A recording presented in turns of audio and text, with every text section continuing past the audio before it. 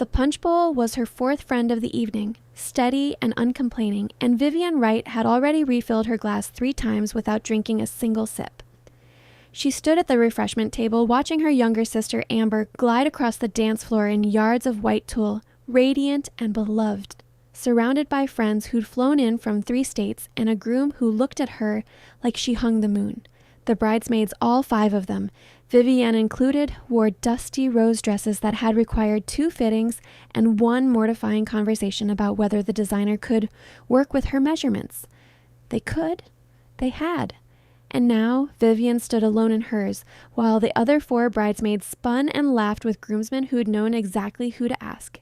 She told herself it was fine. She'd told herself it 3 hours ago when the ceremony ended, 2 hours ago when dinner was served, and an hour ago when the dancing started. She was still telling herself now, lips curved in a practiced smile, pretending to be very interested in the sugar cookies shaped like bells. A woman at the next table caught her eye and quickly looked away. Vivienne knew that look. She'd spent 26 years learning to recognize it. The flicker of acknowledgement followed by immediate dismissal. The social calculus that happened in a fraction of a second. Not thin enough, not pretty enough, not worth the effort. She'd stopped being hurt by it sometime around college. Now she just made a joke of it before anyone else could, laughed first and loudest, and carved out a space where she could be funny and helpful and the person everyone liked but no one ever chose. She was thinking about slipping out early. Amber wouldn't notice, not tonight when the crowd on the dance floor parted like water. The man who walked through it didn't hurry. He moved with the kind of absolute certainty that made people step aside without thinking. A predator's grace wrapped in a perfectly tailored black suit. His hair was so pale it looked silver under the chandeliers, swept back from a face that could have been carved from marble, high cheekbones, a jaw that could cut glass, skin so white it nearly glowed. Vivienne froze with her punch glass halfway to her lips. He was looking directly at her. She glanced over her shoulder, empty space, decorative ferns. When she turned back, he was closer, and those eyes, pale gray, almost colorless, hadn't moved from her face. "You've been smiling at something," he said. His voice was low and accented, something Eastern European woven through it. "Not the party. Something else. I want to know what it is." Vivienne blinked. "I'm sorry?" "You laughed to yourself 3 minutes ago," he continued, stopping just in front of her. He was tall. Very tall. She had to tilt her head back to meet his eyes. "At nothing anyone else could see. It made you look like you were keeping the best secret in the room." Heat flooded her cheeks. She'd been thinking about the time Amber accidentally dyed her hair green the week before prom and cried for 6 hours. The memory had made her snort into her punch, a private moment she thought no one had witnessed. "I was just remembering something," she managed. "Something good. Something embarrassing. For my sister. From a long time ago." She was rambling now, thrown off balance by his absolute focus. "Nothing interesting." "I disagree." He extended one pale hand. "Dance with me." It wasn't quite a question. Vivienne stared at his hand like it might bite her. "I don't think I mean, you probably have me confused with someone else." "Vivienne Wright," he said. "Sister of the bride, works as an accountant but takes dance classes on Thursday nights because numbers aren't enough. You're exactly who I mean to ask." Her heart did something complicated in her chest. "How do you know all that?" "I asked." He said it simply, like it was obvious. Like of course he'd asked about her. His hand remained extended, steady. "Will you dance with me? Vivienne Wright?" She looked at that hand-long fingers, pale as bone, and every instinct screamed this was a mistake. Men who looked like him didn't ask women who looked like her to dance. There would be a punchline, a bet, a friend with a camera phone waiting to make her the joke of someone's social media. But his eyes were steady and patient, and something in his expression made her think he'd stand there all night if that's what it took. "Okay," she whispered. His fingers closed around hers, cool and strong, and he led her onto the dance floor with the same unhurried confidence he'd crossed the room with. The song was something slow and jazzy. Vivienne barely heard it over the sound of her own heartbeat. He pulled her in with one hand at her waist, the other still holding hers, and suddenly she was pressed against a body that felt like steel wrapped in silk. "You're tense," he observed. "I'm confused," she corrected. "I don't even know your name." "Stefan!" He began to move, guiding her into a simple waltz that her Thursday night classes meant she could actually follow. Stefan Zalesky. Are you a friend of the groom's family? Something like that. His hand at her waist tightened fractionally. You didn't want to come tonight. It was so unexpected that she laughed, startled and genuine. How could you possibly? You stood at the edge for 2 hours watching everyone else enjoy themselves. You kept checking your phone. You smiled, but your shoulders never came down from your ears. His thumb traced a small circle on her waist. And you've been planning your escape since the salad course. Vivienne missed a step.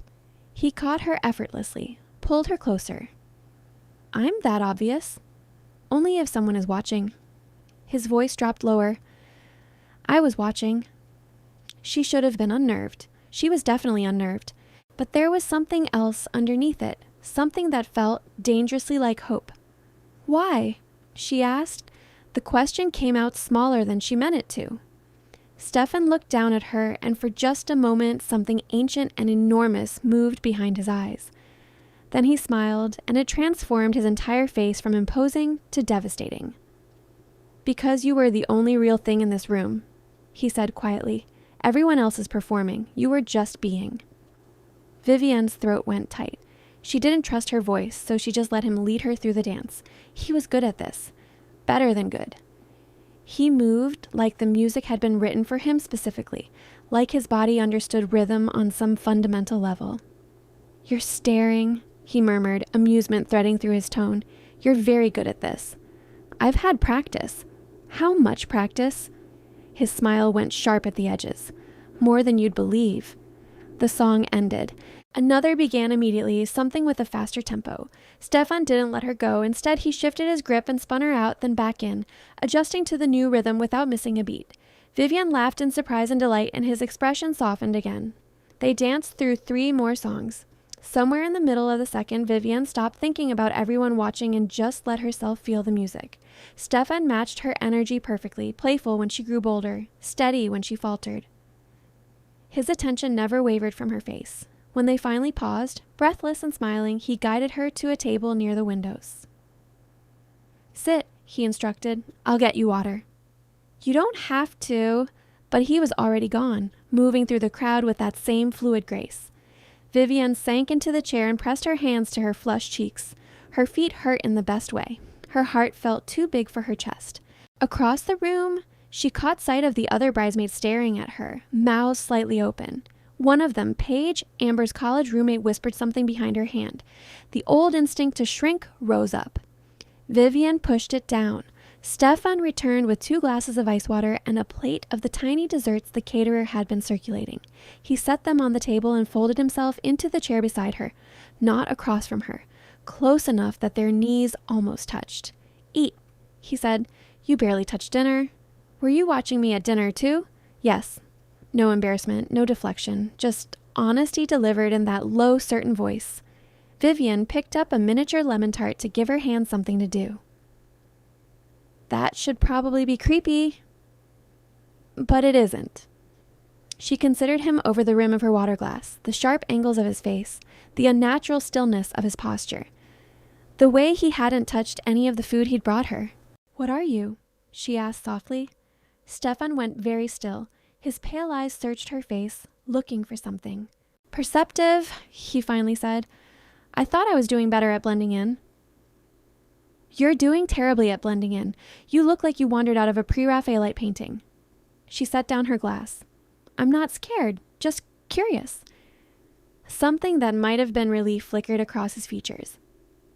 Can you hold your curiosity until we're somewhere more private? This isn't the place for truth. Will there be a somewhere more private? If you want there to be. He leaned forward, elbows on his knees, bringing them almost eye level. I'd very much like to see you again, Vivienne Wright. Somewhere we can actually talk. Somewhere I can have your full attention without 300 people pretending not to watch us. Her pulse jumped. They're pretending not to watch. They're failing spectacularly. He reached out and tucked a strand of hair behind her ear, his cool fingers brushing her cheek. Say yes. She should have said no. Should have recognized this for the impossibility it was. The beautiful stranger with his pale hair and paler eyes and his voice full of dark promises. Should have protected herself the way she'd learned to, laughed it off, made a joke, walked away before the disappointment could land. Instead, she said, "Yes." His smile could have stopped traffic.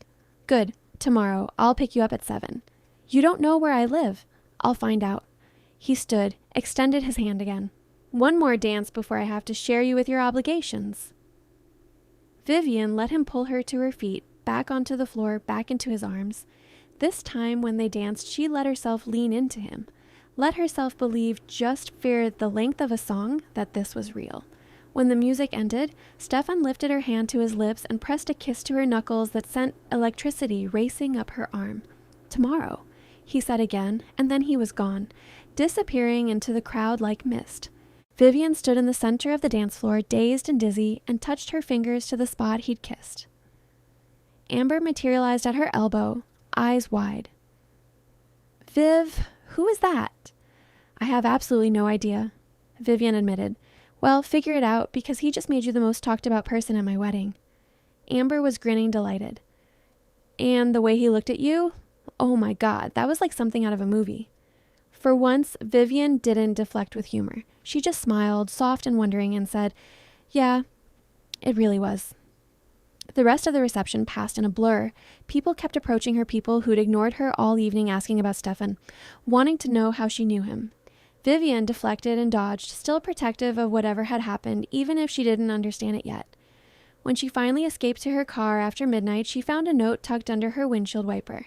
Heavy paper, elegant handwriting, and actual ink. 7 o'clock tomorrow. Wear something comfortable. We're going to talk, really talk, and I'm going to tell you everything. No signature, but she didn't need one. Vivienne drove home with the note pressed to her chest and her heart full of something that felt dangerously like hope. The next evening, Vivienne changed clothes 4 times before forcing herself to stop. "Comfortable," he'd said. She settled on dark jeans and a soft green sweater that made her eyes stand out, boots with a reasonable heel. She left her hair down, touching up her makeup 3 times before admitting she was nervous enough to be ridiculous. At 7 o'clock exactly, her doorbell rang. Stefan stood on her doorstep looking like a fever dream in charcoal slacks and a white shirt with the sleeves rolled to his forearms. His pale hair caught the porch light, and those gray eyes swept over her with obvious appreciation. "Beautiful," he said, and made it sound like a fact rather than flattery. Vivienne's cheeks heated. "You said comfortable. I wasn't sure what that meant for..." She gestured vaguely at all of him. "It means I want you relaxed, not worried about impressing anyone." He offered his arm. "May I?" She locked her door and took his arm, letting him guide her to the sleek black car waiting at the curb. It was exactly the kind of car someone who looked like Stefan would drive, expensive and elegant and probably European. He opened the passenger door for her, waited until she was settled, then moved around to the driver's side with that predatory grace. "Where are we going?" Vivienne asked as he pulled away from her apartment building. "Somewhere we won't be interrupted." He glanced at her. "I promise you truth. That requires privacy." They drove out of the city, into the hills where old money built old houses far from curious neighbors. Vivienne should probably have been concerned about getting into a car with a virtual stranger heading to an undisclosed location. But something in her chest stayed calm, certain on a level beyond logic that Stefan wouldn't hurt her. After 20 minutes, he turned onto a private drive that wound through towering oaks. At the end of it, a house rose up against the darkening sky. Calling it a house felt insufficient. It was a mansion, all stone and Gothic windows and architectural details from another century. "You live here?" Vivienne breathed. "When I'm in this city, I have other residences." Stefan parked in front of the main entrance and came around to open her door. "It's too large for one person. I know, but I'm not very good at modern sensibilities." He led her inside, through a foyer with marble floors and a chandelier that probably cost more than her car, into a study lined with books. A fire burned in the fireplace despite the mild evening. Stefan guided her to a leather sofa, then poured 2 glasses of dark wine from a crystal decanter. "I'm not going to drink this," he said, handing her one glass and setting the other on the table beside her. "But you might want to." Vivienne wrapped her hands around the glass. "You're about to tell me something that requires alcohol?" "I'm about to tell you something that will change how you see the world." He sat beside her, angled so they faced each other. "After I do, you can leave if you want. I'll drive you home immediately, no questions asked, but I need you to know what I am before this goes any further." "Further," she repeated softly, So there's a further. If you want one. His expression was painfully earnest. I already know what I want, Vivienne. I knew it the moment I saw you laughing at that ridiculous party. But what I want doesn't matter if it frightens you. She took a sip of wine for courage. It tasted like dark cherries and something older. Tell me. Stefan held her gaze, steady and unflinching. I'm a vampire, not a myth, not a metaphor. I'm 347 years old, I drink blood to survive, and I'm currently the ruling monarch of the Eastern Court, which encompasses everything from the Mississippi River to the Atlantic Ocean. Vivienne didn't laugh, didn't flinch. She just studied his too pale skin, his too still posture, the way he hadn't blinked once since he started talking. That explains some things, she said slowly. His eyebrows rose fractionally. You believe me? I'm trying to decide if I do. You're either telling the truth or you're the most committed liar I've ever met. She set down her wine. Prove it. How would you like me to? Something that can't be faked, not party tricks. She thought for a moment. Your reflection. Vampires don't have reflections, right? Common misconception. We do. It's just extremely faint in silver-backed mirrors. Modern mirrors use aluminum, so we show up fine. He considered. My heart beat, or lack thereof. Before Vivienne could process that, Stefan took her hand and pressed it flat to his chest. Nothing. No thump of a heartbeat, no rise and fall of breath. Just stillness beneath cool skin and the solid muscle underneath. She snatched her hand back, eyes wide. Stefan watched her carefully. Still processing, or should I call you a car? Processing, she whispered. Her mind was racing, slotting pieces together. The groom's mysterious benefactor family, that's you. You funded his business, didn't you? Invested in their restaurant. My court did, yes. We invest in human enterprises as a way to maintain wealth and connections. He leaned back slightly, giving her space. The wedding was partly social obligation, partly intelligence gathering. I wasn't expecting to... He cut himself off, jaw tightening. Expecting to what? Vivienne prompted. Meet you? The words came out rough. I wasn't expecting to walk into that ballroom and have my entire world tilt on its axis because some woman in dusty rose was laughing at a joke no one else could hear. Her breath caught. That's not how this works. You're a vampire king. You could have anyone. Why would you even notice me? The flash of anger across Stefan's face startled her. Don't, he said sharply. Then softer, don't diminish yourself like that, not to me. I'm not diminishing. I'm being realistic. You're repeating cruelty that someone taught you to believe. He moved closer, intensity rolling off him in waves. You think I didn't notice every person who dismissed you last night? Every glance that slid past you like you weren't there? I noticed because it made me furious. You stood there glowing from the inside out and they were too stupid to see it. Vivienne's eyes burned. Stefan! I've lived 3 centuries, he continued. I've seen empires rise and fall. I've known thousands of people, human and vampire alike. And you with your careful smile and your kind eyes and the way you retreated to that punch bowl rather than demand the attention you deserved, you're the first person in 200 years who's made me feel anything beyond duty and obligation. A tear escaped down her cheek. She scrubbed it away angrily. I'm not a project. I don't need to be saved. I know. That's the point. He caught her hand gently, held it between both of his. You don't need saving. You're already whole. I want the chance to be near that wholeness, to be part of your life, if you'll let me. She looked down at their joined hands. His were so pale against hers, cool and steady, real. This was real. I don't know how to do this, she admitted quietly. Date a vampire, navigate your world. I'm just an accountant from Delaware who takes dance classes and watches too much reality TV. And I'm a 300-year-old monster who still prefers handwritten letters and can't figure out social media. A hint of humor crept into his voice. We'll figure it out together. Vivienne met his eyes. Those pale, ancient eyes that looked at her like she was precious. Your people, your court, they're not going to like this, are they? A vampire king dating a human? His jaw tightened. My court will accept what I tell them to accept. That's not an answer. No, he admitted. They won't like it. There are traditions. Expectations about bloodlines and political alliances. Taking a human as more than a brief distraction isn't done. So what are you suggesting? That we hide? No. The word came out hard. I'm suggesting we be honest and let them adjust.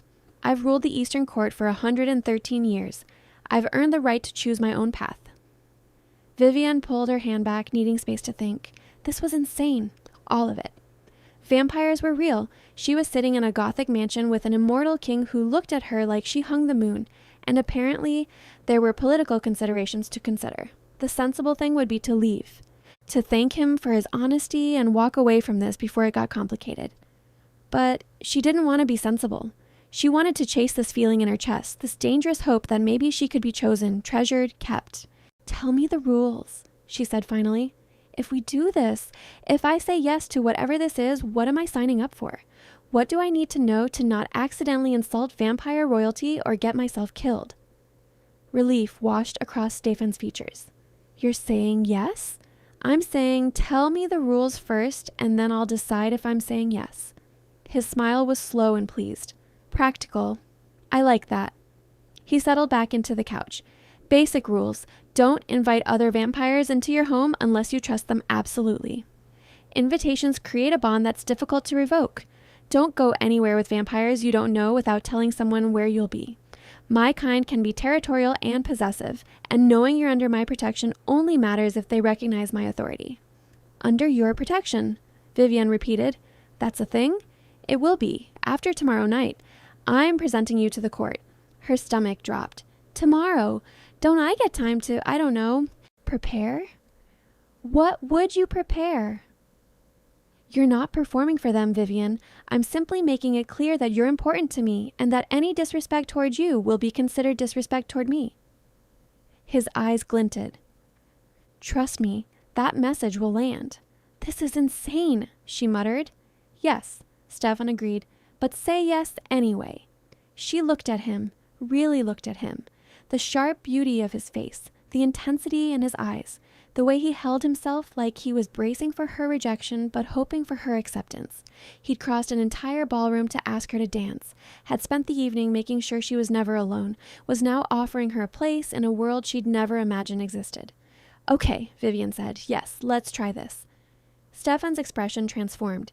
He reached for her, cupped her face in his cool hands, and pressed his forehead to hers.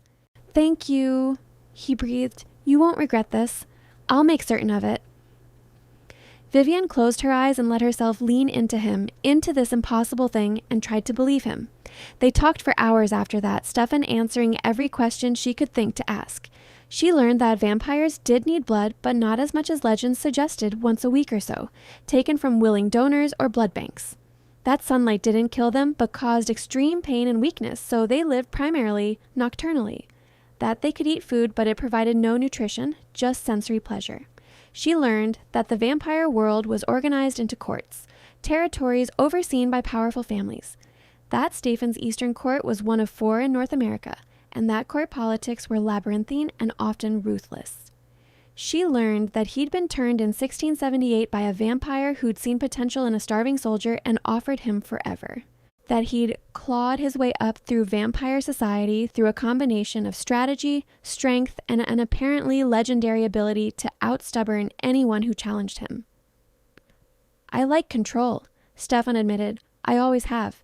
It's what makes me good at ruling and probably insufferable in relationships. Probably, Vivienne agreed, earning a startled laugh. You're not afraid of me at all, are you? Should I be? Most people are, even the ones who care about me. His expression went distant. Fear and respect tend to look similar in my world. Vivienne shifted closer, closing the space between them on the couch.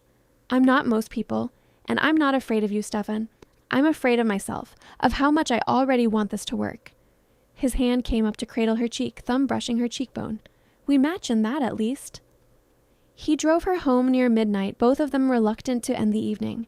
At her door, Stefan caught her wrist gently. Tomorrow night, he said. I'll pick you up at 8. Wear something formal. A gown if you have one. Vivienne's stomach fluttered with nerves. Stefan, you'll be magnificent, he interrupted. They'll see what I see, or they'll answer to me. Either way, you have nothing to fear. She wanted to believe him. What if I embarrass you? His expression went cold. Impossible. The only embarrassment would be my court failing to show you proper respect. He kissed her hand again. that old-fashioned gesture that made her feel like she'd stepped into another century, and waited until she was inside before returning to his car. Vivienne leaned against her closed door and touched her fingers to her lips, wondering what she'd gotten herself into. The next day passed in a blur of anxiety and anticipation. Vivienne called in sick to work, something she never did, and went shopping for a gown she could neither afford nor justify. She ended up in a boutique she normally would have walked past, explaining her predicament to a sales associate who took one look at her face and decided to make this her personal mission. They found a dress in deep emerald green, velvet, and silk with a neckline that framed her collarbones and a skirt that moved like water. It fit perfectly, highlighting curves rather than hiding them, making Vivienne look like some kind of fairy tale queen. "That's the one," the associate Miranda declared. "You look powerful." Vivienne stared at herself in the mirror. She did look powerful. For the first time in her life, she looked like someone who belonged in a ballroom, who deserved to be seen. "I'll take it," she said before she could change her mind.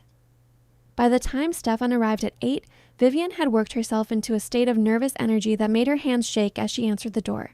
Stefan went absolutely still when he saw her. "Vivienne," he breathed. His eyes traced over her like he was memorizing every detail. "You're devastating." She laughed shakily. "I'm terrified." "Don't be." He offered his arm. "I'll be with you the entire time. And remember, you're not trying to impress them. They're trying to prove they deserve the privilege of meeting you." It was such a Stefan thing to say that some of her nerves settled. She took his arm and let him lead her to the car. They drove to a building downtown that Vivienne had passed 100 times without really seeing. Old stone, Gothic architecture, the kind of place that looked like it had been there forever. Stefan pulled into an underground garage and parked among several other expensive cars. "This is the court hall," he explained as he helped her out. "Most major cities have one, hidden in plain sight. Humans see an old building and ignore it. We see home." He led her to an elevator that descended rather than rose. Down and down, deep beneath the city, until the doors opened onto a corridor that looked like it belonged in a castle. Stone walls, actual torches and sconces, a vaulted ceiling that disappeared into shadow. Vivienne gripped Stefan's arm tighter. "This is really happening." "This is really happening," he confirmed. "Last chance to run." "Not running." She lifted her chin. "Let's go meet your court." Pride flashed across his face. He covered her hand with his and led her forward. The ballroom beyond was breathtaking. Massive, lit by hundreds of candles and chandeliers, the walls hung with tapestries that had to be centuries old. And filling the space were vampires, dozens of them, maybe hundreds, all impossibly beautiful with their pale skin and luminous eyes and the kind of ageless grace that marked them as other. Conversation stopped as Stefan entered with Vivienne on his arm. Every head turned. Every eye focused on her. Vivienne fought the urge to hide behind Stefan. Instead, she kept her head up and her expression calm even as her heart tried to beat out of her chest. Stefan led her straight to the center of the room, to a raised dais where 2 ornate chairs sat. Thrones, Vivienne realized. He'd literally brought her to his throne room. He turned to face the assembled court, Vivienne still at his side, and his voice rang out clear and commanding. "Good evening. I know many of you have questions about my guest at the Bennett Wright wedding. Allow me to answer them." He drew Vivienne forward slightly. "This is Vivienne Wright. She's important to me. That makes her important to this court. You will treat her with respect and courtesy. Not because I demand it, but because she deserves it." Silence. Then a ripple of whispers that felt like a physical thing. A woman stepped forward from the crowd, elegant in a black gown, her pale hair pinned in an elaborate updo. "My lord, surely you see the complications this presents. A human, presented so publicly—" "Lady Cassia," Stefan interrupted, his tone gone cold. "I don't recall asking for your opinion on my personal life." Lady Cassia's eyes flashed. "Your personal life affects us all when it involves potential breaches of secrecy and enough." The single word cracked through the room like a whip. Stefan's presence seemed to expand, become more, until Vivienne could feel the weight of his power pressing against her skin. "I am not here to debate my choices with you. I am here to introduce someone I value. If that's a problem for anyone, they're welcome to challenge my authority directly. Otherwise, this discussion is closed." No one moved. No one spoke. Stefan's expression softened fractionally as he looked down at Vivienne. "Would you like to sit?" I'm okay standing, she whispered, even though her knees felt like jelly. His approval was visible. He kept her hand and turned back to the court. Now, we have business to discuss regarding the Southern Territory disputes. Someone bring me the reports. Just like that, the assembly shifted back into motion. Vampires moved forward with documents and concerns, and Stefan handled court business with Vivienne standing beside him the entire time. He never let go of her hand, never dismissed her or asked her to wait elsewhere. He kept her with him, visible and valued for the next 3 hours. By the time things began to wind down, Vivienne's feet ached and her head was spinning with information about vampire politics. But she'd made it. She stood beside a vampire king in front of his entire court and hadn't run or fainted or embarrassed either of them. Stefan leaned down to murmur in her ear, "You're doing beautifully. Just a little longer and then I'm taking you somewhere quiet." "I'm okay," she assured him. It's actually fascinating." His smile was warm. "Of course you'd think so. You probably want to organize my entire filing system, don't you?" "It could use work," she admitted, earning a quiet laugh. The sound attracted attention. Vivienne noticed several vampires watching them with expressions ranging from curious to calculating to outright hostile. One vampire in particular, a man with cold blue eyes and an expression like he smelled something rotten, kept staring at her. "Who's that?" Vivienne asked quietly, tilting her head fractionally toward the man. Stefan's jaw tightened. "Lord Dorian, old money, older grudges, ignore him." But Dorian was already moving toward them, weaving through the crowd with purpose. He stopped a respectful distance from the dais and inclined his head to Stefan, a bare minimum of courtesy. "My lord," Dorian said, his accent thick and harsh, "might I have a word?" "You may speak freely," Stefan replied, his tone neutral but his posture gone very still. Dorian's cold eyes flicked to Vivienne. "It concerns delicate matters. Perhaps the human should—" "The human is standing right here and can speak for herself," Vivienne interrupted before she could stop herself. "And she'd prefer you use her name if you're going to talk about her." Dead silence. Several vampires nearby actually gasped. Dorian's expression went ice cold. "My apologies, Miss Wright. I was merely trying to spare you from discussions that concern me?" Vivienne's fear was evaporating, burned away by irritation. "Because anything that's a delicate matter involving Stefan probably involves me at this point. So say what you came to say or stop wasting our time."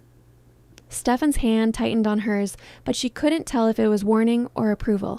Dorian studied her for a long moment, then turned his attention back to Stefan. "You know there will be opposition to this. Significant opposition. The old families won't accept a human in a position of influence, and presenting her so publicly forces their hand."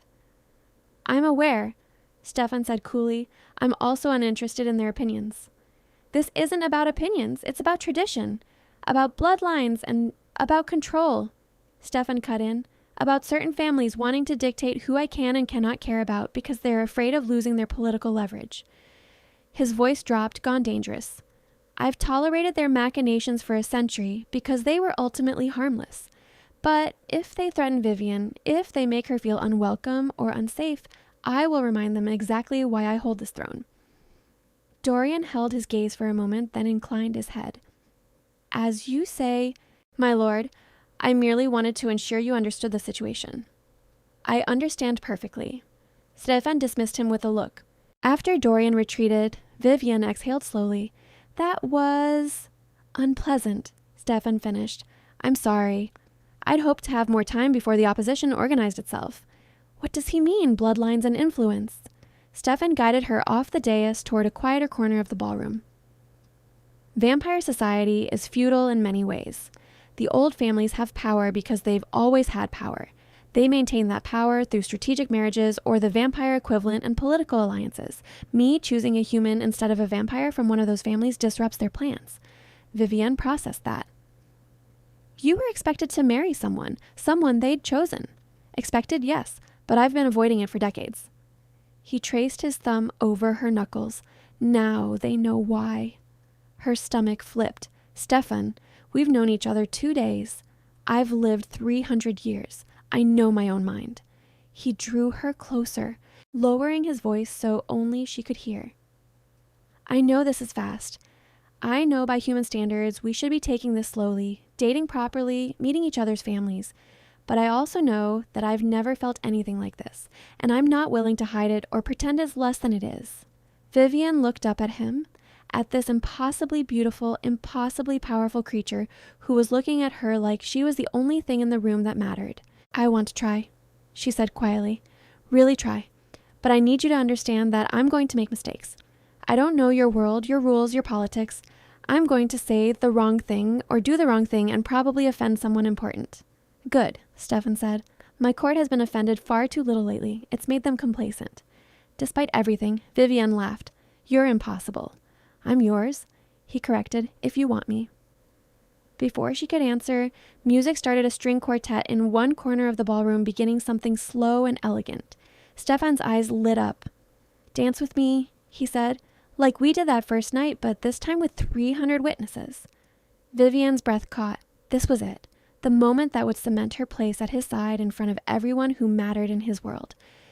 If she said yes, if she let him lead her onto that dance floor, there would be no taking it back. She said. Stefan's smile could have stopped her heart. He led her onto the floor and, just like before, pulled her into his arms like she belonged there. The other vampires made space for them, forming a circle with Stefan and Vivienne at the center. They moved together like they had been doing this for years instead of days. Stefan guided her through an elaborate waltz that her Thursday classes had never covered, but somehow her body followed his lead, trusting him completely. His hand at her waist was possessive. His eyes never left her face. You're staring again, Vivienne murmured. I'll never stop, he replied. Get used to it. The first dance ended. Another began. Stefan didn't let her leave the floor. They danced through song after song, and gradually other couples joined them. But Stefan's attention remained fixed on Vivienne, making it abundantly clear where his focus lay. By the time he finally led her off the floor, Vivienne was breathless and glowing and more certain than she'd ever been that she was exactly where she was meant to be. They left shortly after, Stefan citing her need for rest even though she protested she was fine. He drove her home through empty streets, his hand finding hers over the center console. You were perfect tonight, he said quietly. Better than perfect. You stood there in front of my entire court and refused to be diminished.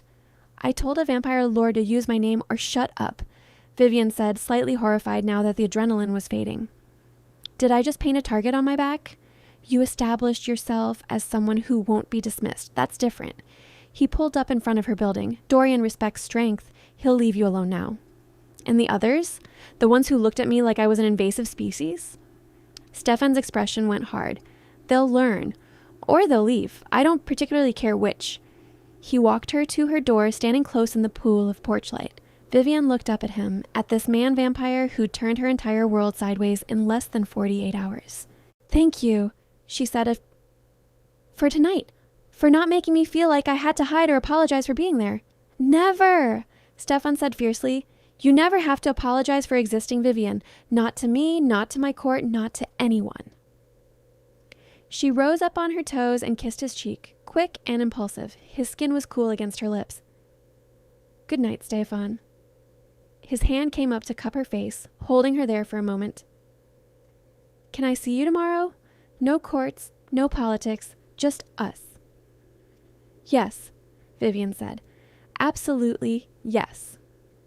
She fell asleep that night with her formal gown carefully hung in her closet and Stefan's number saved in her phone under a contact name that just said SZ, along with the crown emoji she'd added on impulse. In the morning, there was a text waiting for her. Lunch tomorrow? There's a place I want to show you, somewhere we can talk without an audience. Vivienne smiled and typed back, It's a date. The weeks that followed fell into a pattern that felt like a dream Vivienne kept expecting to wake from. Stefan took her to quiet restaurants where they talked for hours, museums after closing time where he'd arranged private access and walked her through galleries, telling her stories about the artists he'd known personally, a bookshop he owned that specialized in rare volumes where Vivienne could curl up in a leather chair while Stefan handled business from a desk in the corner. He was protective to the point of possessiveness, always aware of where she was, who she was with. It should have been suffocating. Instead, it felt like being cherished. Vivienne learned the rhythms of his world, learned that vampires slept during the day, but not like humans did. It was more like hibernation, a deep rest that couldn't be interrupted. Learned that Stefan's phone had a special app that connected him to his court, a private network for vampire communication. She learned that he had a wicked sense of humor buried under all that regal composure, that he liked terrible puns and old movies and had strong opinions about proper tea preparation. She introduced him to Thai food and reality television and the chaotic energy of her friend group's monthly game night. Stefan sat in her tiny apartment eating pad thai with chopsticks and playing Cards Against Humanity with her friends, and something in Vivienne's chest expanded so much it hurt. "He's perfect," her best friend Rebecca whispered when Stefan stepped out to take a phone call. "Like, unnaturally perfect. Are you sure he's real?" "Not entirely," Vivienne admitted. She hadn't told anyone the vampire part. Some secrets were Stefan's to keep, but the court remained a problem simmering on the back burner. Stefan shielded her from most of it, but Vivienne heard things. Saw the tension in his shoulders when he checked his phone. Noticed how certain names made his expression go cold. "Talk to me," she said one evening. They were in his study, Vivienne reading while Stefan worked through correspondence. "Something's wrong." Stefan set down his pen. "The opposition is becoming more organized. Several of the old families have formed an alliance and they're pressuring me to..." He cut himself off, jaw tight. "To what?" "To choose a proper consort, someone with bloodline credentials and political value." His eyes met hers. "I've refused, obviously, but they're making things difficult." Vivienne closed her book. "How difficult?" "Trade agreements being blocked, territorial disputes they use to defer to my judgment suddenly requiring full court votes. They are undermining my authority in small ways, testing to see how far they can push." He stood, pacing to the window. "It's nothing I can't handle, but it's exhausting." She went to him, wrapping her arms around his waist from behind.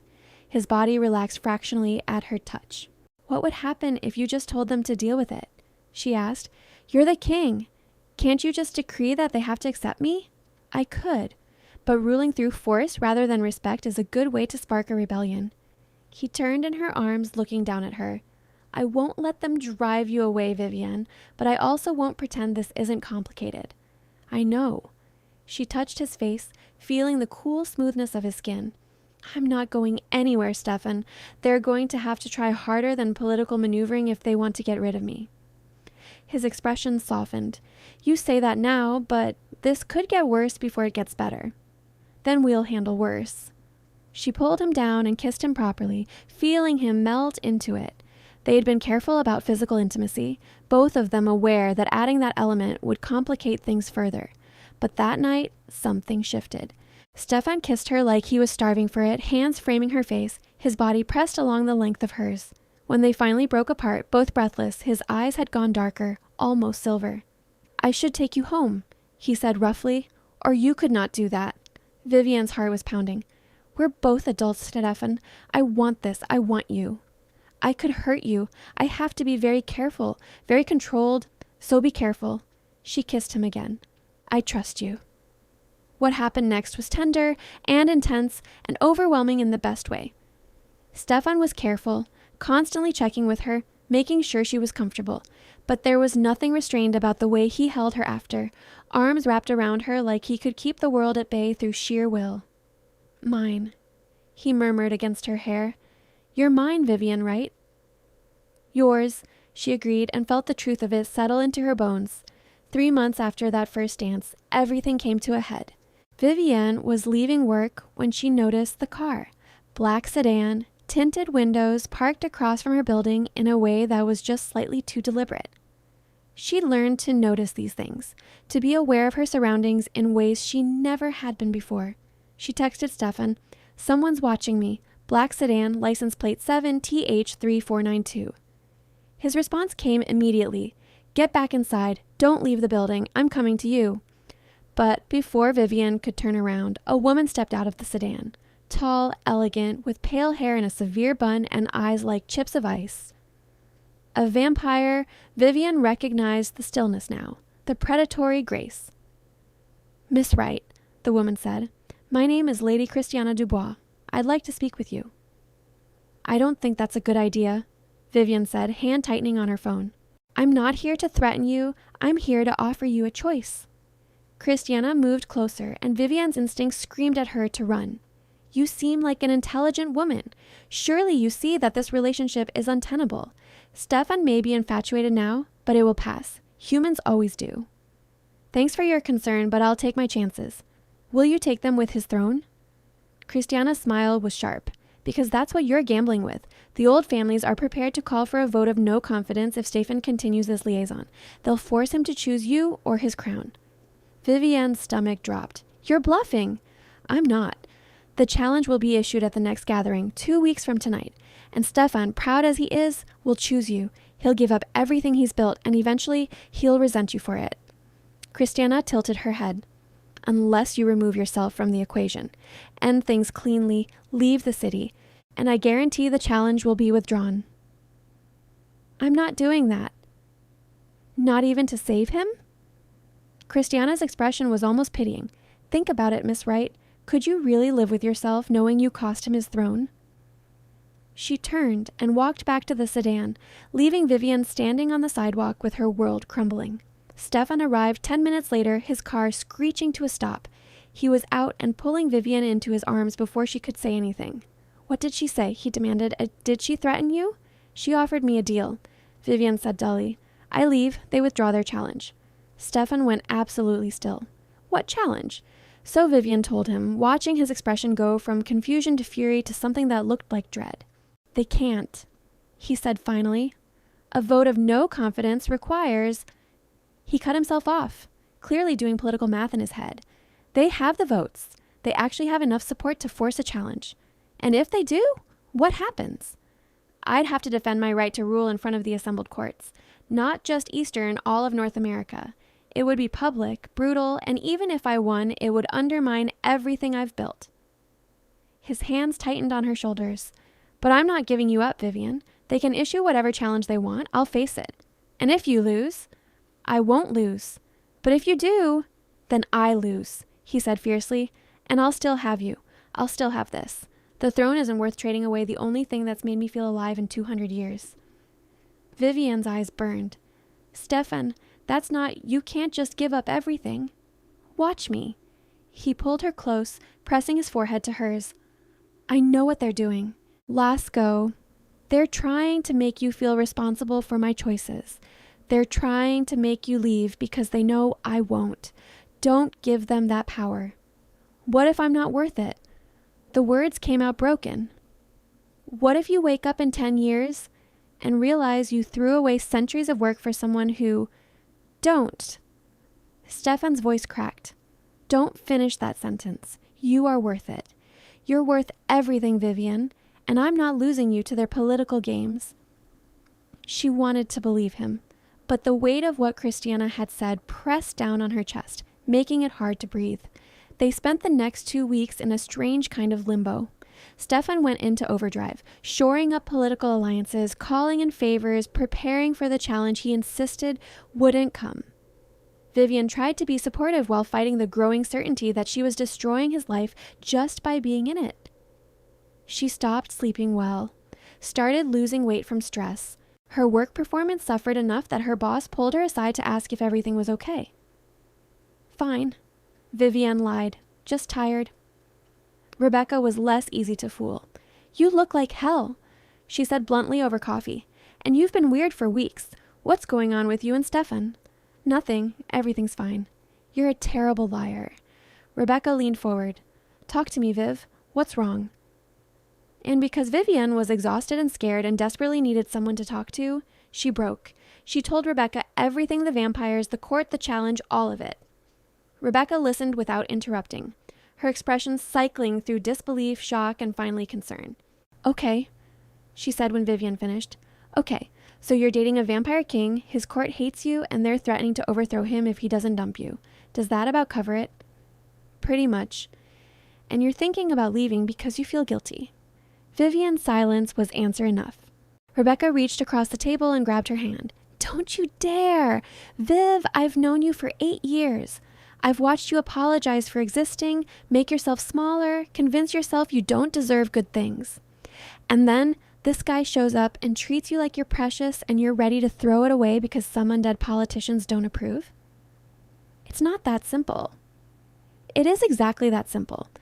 Either Stefan is a grown-ass vampire king who can make his own choices, or he's not. You don't get to decide what he's willing to sacrifice. That's his call. But what if he regrets it?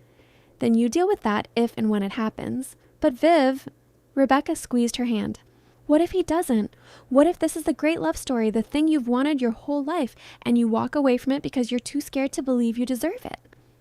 The words hit like a physical blow, because that was it, wasn't it? Underneath all the legitimate concerns about Stefan's throne and vampire politics, Vivienne was still that girl standing by the punch bowl, convinced she wasn't worth choosing. I don't know how to stop feeling like this, Vivienne whispered. Start by talking to him.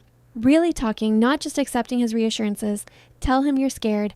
Let him help you carry this instead of trying to protect him by leaving.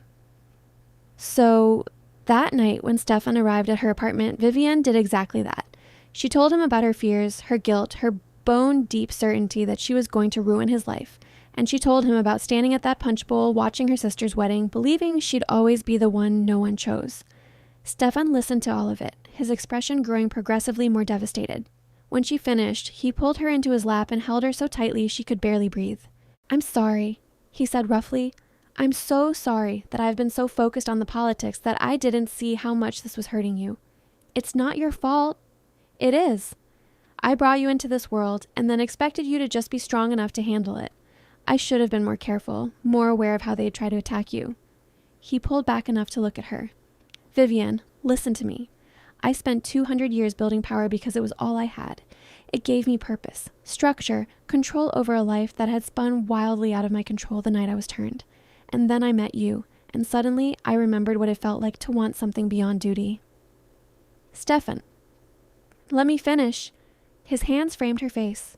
You showed me that I could still feel joy, that I could still be surprised, delighted, challenged in ways that had nothing to do with political maneuvering. You made me laugh. Vivienne, you called a vampire lord out in front of the entire court and then asked me about proper feeding etiquette on the drive home like both things were equally important. You're brilliant and brave and so fundamentally good that being near you makes me want to be better. Tears were streaming down her face now. I don't want you to lose everything because of me. You are everything, he said fiercely. The throne, the court, the power, it's all empty without someone to share it with. And I choose to share it with you. Not because I'm infatuated or under some spell, but because you're the only person in 3 centuries who's seen past the crown to the man underneath and decided he was worth your time. You're worth more than my time, Vivienne choked out. You're worth everything. Then trust me, Stefan pleaded. Trust that I know my own heart. Trust that I'm strong enough to face whatever comes and smart enough to protect what matters. And trust that what matters most is you. Vivienne kissed him then, salt, sweet, and desperate, and tried to believe him. The gathering happened on a Saturday night in a massive hall that apparently existed beneath the old courthouse downtown. Stefan had explained that the quarterly gatherings brought together representatives from all 4 North American courts, hundreds of vampires in one place, all of them powerful, all of them aware that something significant was about to happen. Vivienne wore another formal gown, this one in deep burgundy, and she'd had her hair and makeup professionally done. Armor, she'd thought while getting ready. She was going into battle, and she needed all the armor she could get. Stefan picked her up an hour before sunset, his expression grim but determined. Whatever happens tonight, he said as they drove, I need you to know that I don't regret any of this. Every moment with you has been worth whatever comes next. That's not ominous at all. Vivienne tried to joke, but her voice shook. His hand found hers. I love you. I should have said it before, but I'm saying it now. I love you, Vivienne Wright, and I'm going to fight for us. Her heart stopped. I love you too, she whispered. So much it terrifies me. Good. Terror means it matters. He pulled up to the courthouse. Ready? Absolutely not. Let's do this anyway. The hall was already packed when they arrived. Vampires in formal wear clustering in groups, their pale faces turned toward Stefan as he entered with Vivienne on his arm. The whispers started immediately, spreading like wildfire through the crowd. Stefan ignored all of it. He walked straight to the front where 4 thrones sat on a raised platform, one for each court's ruler. He guided Vivienne to a chair beside his throne, a seat that didn't exist at the last gathering. He had it placed there specifically, a visible statement of her importance. The other 3 rulers were already present. A woman with silver hair, Queen Elizabetta of the Western Court. A man who looked barely 20 with ancient eyes, King Marcus of the Southern Court. And an older-looking vampire with a stern expression, King Aldrich of the Northern Court. They all stared at Vivienne with varying degrees of curiosity and disapproval. Stefan, Elisabetta said coolly, I see you've brought your human. I've brought Vivienne. Stefan corrected, his tone just as cold. My consort. The room exploded into whispers. Vivienne's heart hammered. That was the first time he had used that word publicly, claimed her as more than just someone he was seeing. You claim her formally? Marcus asked, leaning forward with interest. Before all the courts? I do. Then we have a problem, Aldrich said heavily, because Lord Dorian has issued a formal challenge to your fitness to rule, citing this very relationship as evidence of poor judgment. Stefan's expression didn't change. Let him issue it. I'm prepared to answer. Dorian stepped forward from the crowd, and Vivienne's stomach sank. He looked triumphant, flanked by several other vampires she recognized from Stefan's court.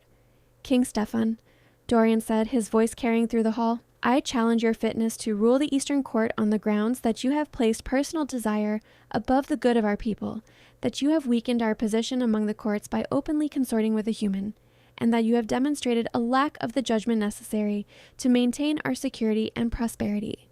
The formal words hung in the air like a death sentence. Noted, Stefan said calmly.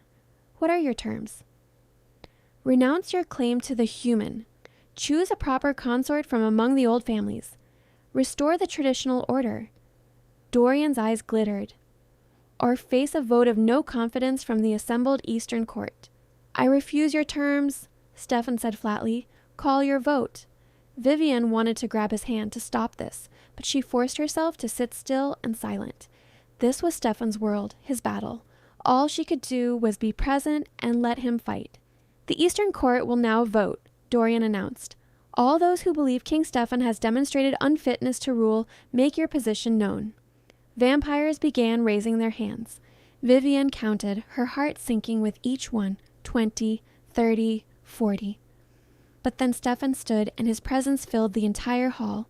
Before the vote concludes, he said, his voice ringing with command, I'd like to address my court, not as your king, but as someone who has served these territories for over a century. Silence fell. Even Dorian looked uncertain. You accuse me of placing personal desire over duty. Stefan continued. You claim that my relationship with Vivienne weakens us. I say you've forgotten what strength actually means. He turned, gesturing to Vivienne. This woman has faced a world she didn't know existed with courage and grace. She's endured your contempt, your political games, your attempts to make her feel small, and she's still here. She stood beside me in front of this court and refused to be diminished. That's not weakness. That's the kind of strength I want at my side. He turned back to the assembled court. I've ruled you fairly. I've protected our territories, maintained our prosperity, and kept us safe in a changing world. My personal life doesn't change any of that. What it does change is my perspective. Vivienne reminds me why we do this. Not for power, not for tradition, but because even immortals need something to care about beyond survival. He paused, letting his words sink in. So yes, I love her. I'm not ashamed of it, and I won't apologize for it.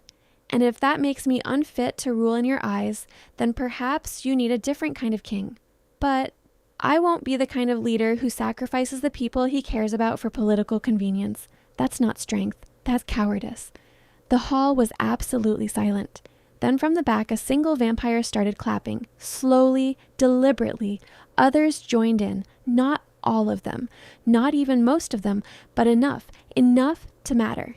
Queen Elisabetta rose from her throne, a small smile on her face.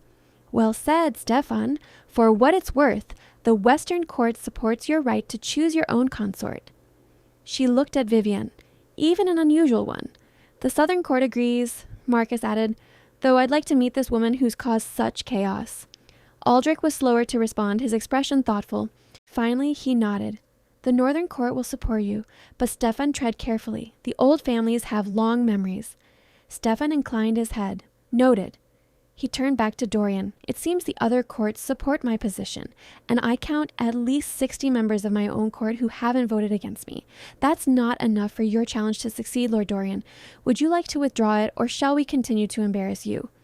Dorian's face had gone white with fury, but he was trapped, and everyone knew it. I withdraw the challenge. He bit out, Good. Stefan's voice went cold.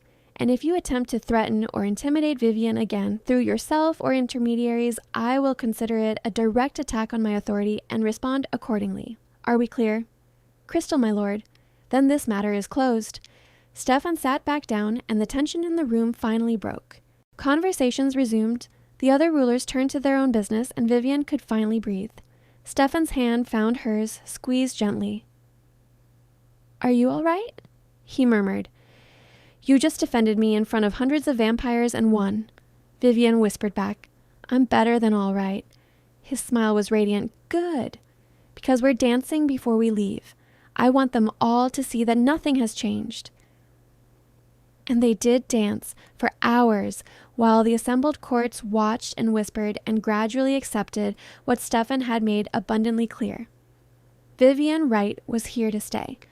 Life didn't magically become perfect after the gathering. There were still vampires who disapproved, still political complications to navigate, but the open hostility faded, replaced by grudging acceptance or at least polite neutrality. Vivienne learned to navigate Stefan's world with increasing confidence. She attended court functions, learned the complex web of vampire politics, and slowly built relationships with some of the more open-minded members of the Eastern Court. A few even became something like friends, or at least cordial acquaintances who stopped looking at her like she was a stain on their ancient bloodlines. She also kept her own life, her own identity. She still worked as an accountant, still took dance classes on Thursday nights. Stefan never asked her to give any of it up, never suggested she mold herself into some idealized vampire consort. What he did do was show up. At her dance recitals, at her office holiday parties, at game nights with her friends. He learned to navigate her world with the same grace she'd learned to navigate his. "You're really good at Monopoly," Rebecca observed one night, watching Stefan systematically bankrupt everyone at the table. "It's deeply unsettling." 300 years of experience with property investment, Stefan replied, not looking up from his pile of colorful bills. "I'm very good at monopolies." Vivienne threw a wadded napkin at him. "You're also very good at being smug about it." His grin was unrepentant. 8 months after that first dance, Stefan took Vivienne back to the venue where they'd met, the same ballroom, rented for a private evening. Music played from hidden speakers, candles flickered in the chandeliers, and Vivienne stood in the center of the empty dance floor in a simple blue dress, confused and curious. "What are we doing here?" she asked as Stefan joined her, elegant in a dark suit. "Remembering," he said. He offered his hand. "Dance with me, Vivienne Wright." She took his hand, let him pull her close, and they moved together to the same jazz standard that had played the night they met. "I stood at the edge of this room watching you," Stefan said quietly, "wondering if I was brave enough to cross that floor. Wondering if you'd say yes. I'm glad you were. Brave enough, I mean. So am I."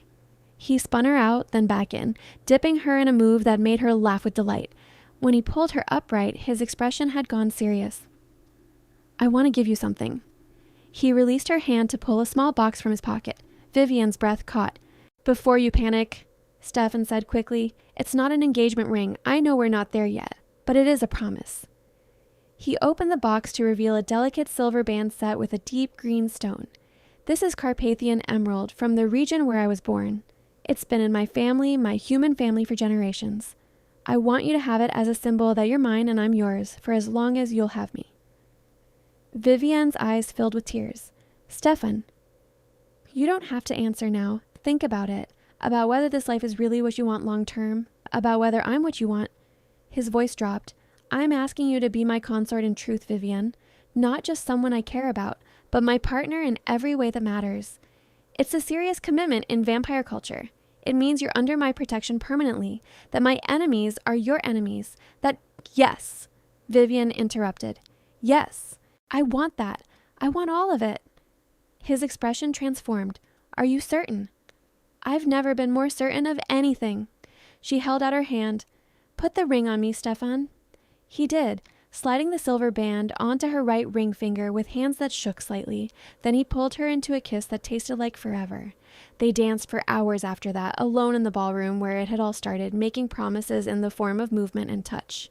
1 year after the gathering, Vivienne did something she'd been planning for months. She opened a dance studio in a converted warehouse near downtown, bright and welcoming, with sprung floors and wall-to-wall mirrors and a policy that everyone was welcome, regardless of size, shape, age, or ability. She called it the First Dance and made it her mission to ensure that no one who walked through her doors ever felt the way she'd felt at that punch bowl. Overlooked, dismissed, not worth asking. Stefan funded the studio, though Vivienne insisted on paying him back through a formal business loan. I need to do this myself, she'd explained, but having your support means everything. Always, he'd promised. The opening night was packed with friends, family, and a surprising number of vampires from Stefan's court who'd developed a fondness for the strange human who'd captured their king's heart. Stefan stood beside Vivienne as she gave a short speech about inclusivity and joy and the power of movement, his pride visible to anyone who cared to look. After the speeches, after the demonstrations and the refreshments and the obligatory socializing, Stefan pulled Vivienne onto the studio floor. "Dance with me," he said, just like he had a year ago, like we did that first night. They moved together while friends and vampires and curious strangers watched, and Vivienne thought about how far she'd come. From the woman standing alone by the punch bowl to this, business owner, vampire consort, partner to a king, and most importantly, someone who'd learned she was worth choosing. "I love you," she told Stefan as they spun across the floor. "Thank you for seeing me." "I'll never stop seeing you," he promised. "You're impossible to miss." 3 years later, Vivienne stood in the private wing of Stefan's mansion, their mansion now holding a newborn, while Stefan hovered anxiously nearby. "I'm not going to drop him," Vivienne assured him, laughing at his expression. "I know, he's very small." "He's perfect." She looked down at the baby in her arms, still marveling at the miracle they'd created. It had taken significant magical intervention from a vampire witch named Elena and some very expensive fertility treatments, but the doctors had finally made it possible. A half-human, half-vampire child, born healthy and impossibly loved. They'd named him Dalibor, after Stefan's human brother who died 3 centuries ago. He had Stefan's pale hair and Vivienne's green eyes, and he was already showing signs of the preternatural awareness that marked him as something other. "Our son," Stefan said wonderingly, touching Dalibor's tiny hand with one careful finger. "I never thought I didn't think I could have this again." "Again?" Vivienne looked up sharply. Stefan's expression went distant. "I had a family. Before. A wife, a daughter. They died of fever while I was at war. It's why I said yes when I was turned. I had nothing left to lose." He refocused on her. "I never imagined I'd get a second chance at this. At family." Vivienne's heart ached for him, for the man he'd been and the losses he'd carried for centuries. "You have it now," she said softly, "for as long as we both live." And that was its own complication, one they discussed extensively. Vivienne was human, aging normally while Stefan remained frozen at 32. Eventually, she'd have to make a choice, accept mortality and whatever time they had, or ask Stefan to turn her and bind herself to immortality. They had time to decide, years probably, but it was there, hovering on the horizon of their future.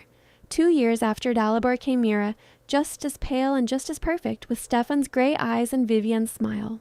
Their mansion filled with the chaos of children, toys scattered across antique furniture, finger paintings hung beside priceless artwork, laughter echoing through halls that had been silent for centuries. Stefan was a devoted father, patient and playful in ways that surprised everyone who'd only known him as the stern vampire king.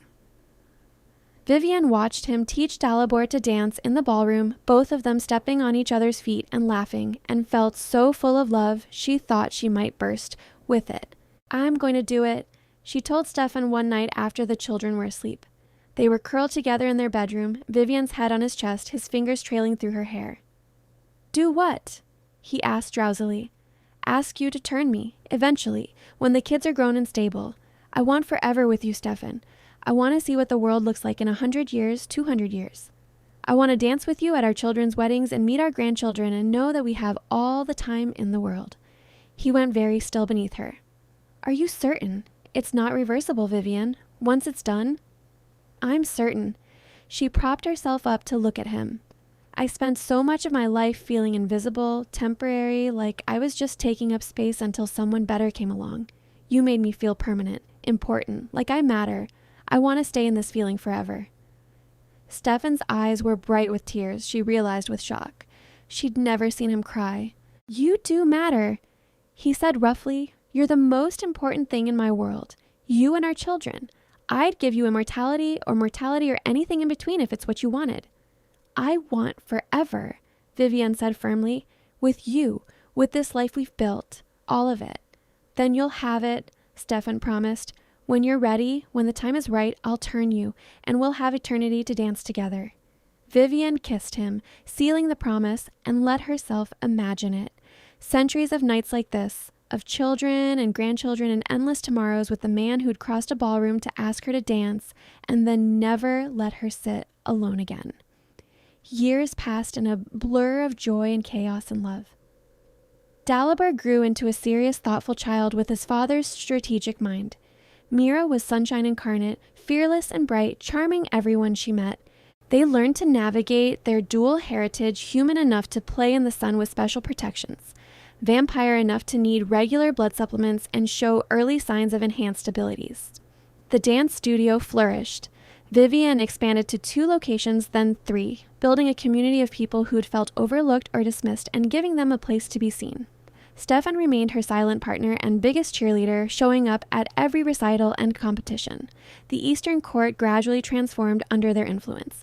It was still traditional, still bound by centuries of customs, but there was new space for innovation, for questioning old prejudices. Other vampires began bringing human partners to court functions, emboldened by Stefan and Vivienne's example. Not everyone approved. There were still vampires who sneered at the changes, who muttered about degraded bloodlines and lost traditions. But they muttered quietly now, aware that Stefan's patience with dissent had limits. On their 10th anniversary, Stefan took Vivienne back to the ballroom where they'd met one final time. "I'm ready," Vivienne said before he could speak. "I know we said we'd wait until the kids were older, but I'm ready now. I want to be turned, Stefan. I want to stop counting down our time together." Stefan studied her face in the candlelight. "The children are resilient and loved and stable. They'll adjust." She touched his face. "I'm 36 years old. I'm starting to feel it, the weight of years. And every time I look in the mirror and see new lines while you stay exactly the same, I panic a little. I'm not ready to be mortal anymore." "It will hurt," Stefan warned. "The turning is painful, and then there's an adjustment period where everything is overwhelming. I know, I've researched it extensively. I've talked to Elena about the process. I'm as prepared as I can be." She smiled. "Dance with me first. One last dance while I'm human, then take me home and give me forever." So they danced slow and sweet, holding each other close. And when the music ended, Stefan led her to the car, drove her home, and kept his promise. The turning was agony, 3 days of pain, as her body died and reformed into something new. Stefan stayed with her through all of it, holding her hand, murmuring reassurances in a mixture of English and the Czech of his childhood. When Vivienne woke on the 4th day, the world had transformed. Colors were brighter, sounds sharper, and she could hear Stefan's thoughts like whispers at the edge of her consciousness, a side effect of the turning Elena had explained that would fade with time. "How do you feel?" Stefan asked, helping her sit up. Vivienne tested her new body, marveling at the strength in her limbs, the clarity of her senses. "Powerful," she said. "And hungry." Stefan's smile was proud and relieved. "That's normal. We'll handle it, but first look at yourself." He guided her to a mirror, and Vivienne gasped. Her reflection showed skin gone pale, eyes that glowed faintly in the dim light. She was recognizably herself, but refined, enhanced, otherworldly. "I'm beautiful," she breathed. "You always were," Stefan corrected. "Now you just match how I've always seen you." Learning to be a vampire took time and patience. Vivienne had to relearn everything: how to move without accidentally breaking things, how to feed without losing control, how to exist in a world that suddenly made sense in a way it never had before. But she had Stefan to guide her, and a community of vampires who'd become friends, and children who thought it was incredibly cool that their mom now had fangs. "Can you turn into a bat?" Dalibor asked hopefully. "No, sweetheart, that's a myth." "Can you fly?" "Also a myth." "Can you read minds?" Vivienne glanced at Stefan, who shook his head fractionally. "Some things were private." "Not exactly, but I can sense emotions more clearly now." Mira tugged on her sleeve. "Mama, will you still take us to dance class?" "Of course, baby. Nothing important is changing. I'm just going to be around a lot longer now." And she was. Vivienne lived to see her children grow up, fall in love, have children of their own. She and Stefan danced at Dalibor's wedding and cried together at Mira's graduation. They built a life that spanned decades and then centuries, always finding new things to marvel at, new ways to grow. The dance studio became a legacy passed down through generations of instructors, always maintaining Vivienne's original mission. No one sits alone. Every person who walked through those doors was seen, valued, asked to dance. Stefan remained king of the Eastern Court for another 200 years before finally stepping down, satisfied that he'd transformed it into something better than what he'd inherited. He and Vivienne traveled then, exploring the world together without the weight of responsibility. They visited the village in the Czech Republic where Stefan had been born, now a tourist town with historical markers about the region's vampire legends. They stood at the ruins of his family's farm, and Stefan told Vivienne stories about his childhood, his mortal life, the people he'd loved and lost. "Thank you," he said as they walked through ancient fields, "for giving me reason to come back here, for making me feel like I could revisit my past without being consumed by it." "Thank you for asking me to dance," Vivienne replied, "for seeing me when everyone else looked past me, for loving me so completely that I learned to love myself." They stood together in the fading light, two immortals who'd found each other across centuries and circumstances, and Stefan pulled her close. "Dance with me," he said, and it was request and promise and prayer all at once. So they danced in the ruins of his childhood home to music only they could hear, and it was exactly as perfect as their first dance had been. Centuries later, when the world had changed beyond recognition and they'd lived a dozen lifetimes worth of experiences, Vivienne and Stefan still made time to dance.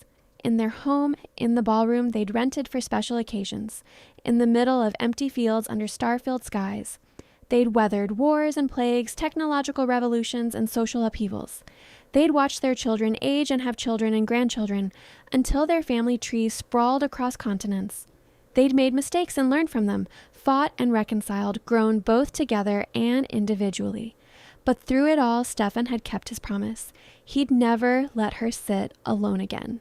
He'd seen her, chosen her, treasured her every single day for hundreds of years. And Vivienne, who'd once stood by a punch bowl believing she'd always be overlooked, had become exactly who she was meant to be, powerful, beloved, eternal. On their 300th anniversary, they returned once more to the ballroom where it began. It was a museum now, carefully preserved, and Stefan had arranged special access. 300 years, Vivienne marveled, looking around the space that held so many memories. "We've been together for 300 years. "Not enough," Stefan said, pulling her onto the dance floor. "I want 300 more, 3,000. Forever isn't long enough for us." "Greedy," Vivienne teased, but she was smiling as she stepped into his arms. They danced alone in the empty ballroom, moving to the echoes of music long faded, and Vivienne thought about that scared young woman who'd almost walked away from all of this, who'd believed she wasn't worth the complication, the risk, the love. She wished she could go back and tell that woman what waited on the other side of fear. Tell her that saying yes to one dance would lead to centuries of joy. Tell her that the pale-haired stranger who crossed that ballroom wasn't just asking for a dance, he was offering forever. "I love you," Vivienne said, the same words she had spoken thousands of times over hundreds of years, and they still felt new every time. "I love you," Stefan replied, like he always did, like he always would. "My consort, my partner, my Vivienne." And they danced on, two immortals who'd found each other in a crowded ballroom and chosen each other every day since, proving that the greatest love stories aren't about being perfect, they're about being seen, being chosen, and never being left to sit alone again. The music played on in their hearts, the same jazz standard from that first night, and they spun together through the empty ballroom with the weight of centuries behind them and eternity still ahead. Outside, the world rushed past in its constant change, but here, in this preserved moment, everything was exactly as it should be. Stefan dipped Vivienne low, her pale hair brushing the ancient floorboards, and when he pulled her up, both of them were laughing with the pure joy of it all, of having found each other, of having built this impossible, beautiful life. Again, Vivienne demanded, breathless and grinning, "Dance with me again." "Always," Stefan promised, "for as long as stars burn and music plays and we remember that first night. I will always dance with you, Vivienne. You never have to ask." And so they danced until the museum's custodian politely informed them that closing time had long passed, until the moon had crossed the full width of the sky, until their bodies hummed with the familiar rightness of moving as one. They left the ballroom hand in hand, heading home to the life they'd built, the family waiting for them, the endless future stretching ahead. and Vivienne knew, with the certainty of 300 years of proof, that Stefan would always come find her in any crowded room, would always cross any distance to ask her to dance, would always make sure she knew she was seen, treasured, chosen, forever and always, never alone again.